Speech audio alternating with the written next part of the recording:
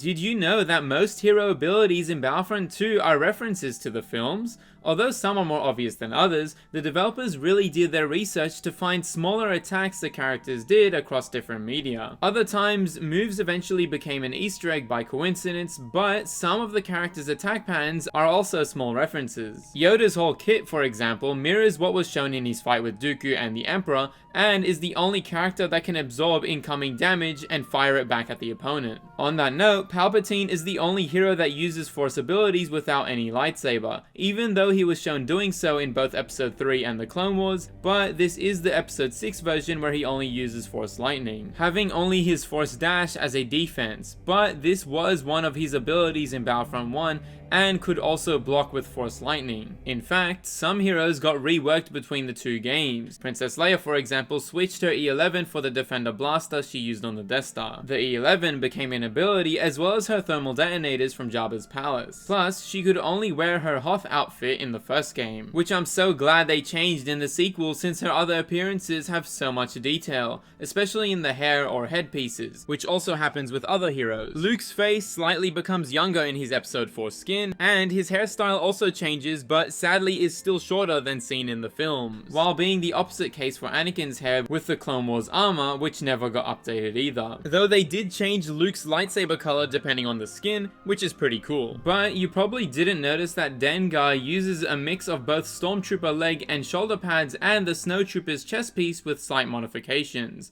The armor also lost its white shine and started to rust. That's because he used to be an assassin for the Empire in Legends, while in current canon he just scavenges as time goes on, which is why he has different armor in the Clone Wars. Speaking of which, other special units like Hunter and Wrecker from the Bad Batch use Republic Commandos armor and even their primary weapons, Hunter's helmet also being a modified version. But you might have also noticed that Crosshair's helmet also resembles the Death Trooper's unique design. Although nothing's confirmed, I wouldn't be surprised if they made his helmet a precursor to the final design, like they did for the concept art of Stormtroopers in the Bad Batch, which also was the theme of Commander Faye's helmet, but just more direct. Similarly, the original Phase 2 clone helmet had more Stormtrooper elements with the Phase 1 top piece. This was eventually carried over to the ARC Trooper in the Clone Wars TV show. Although basically all ARC Trooper skins from Battlefront 2 weren't shown in the Clone Wars, and no, this doesn't say Umbara, every BX droid skin did have an appearance in a few episodes here and there with slightly different patterns, the most unique probably being the target shooting one. Funny enough, the B1's jungle skin wasn't technically canon before Battlefront 2 since its only appearance was a toy set for Kashyyyk back when Episode 3 was first released. Even the B2s got a variant, and no, these weren't the same as the AAT drivers in the Clone Wars. Speaking of which, the B1's heavy class also doesn't have a canonical appearance, but it shares the same marking patterns as the rocket droids from the Clone Wars, but with a less saturated orange, more armor padding, and a backpack instead of a jetpack. Plus, this was changed to the Geonosis variant and a new default skin was added, though the rocket class Super Battle Droid does make an appearance in Battlefront 2. Since the heavy class can change its weapons and grenades like all the other units, it would have looked weird if the Super Battle Droid was the heavy, but don't use their wrist blasters like in the PSP titles. Plus, B1s get a first person mode while Supers don't, which, by the way, have different animations to the other human factions in this view. First person mode has so much potential, but sadly a lot of features weren't brought over from both Battlefront 1s. Just imagine classes like the Republic Commandos and Droidekas in this view, or even reload some of these iconic weapons, which you can technically do in specific conditions, but find out more in this video.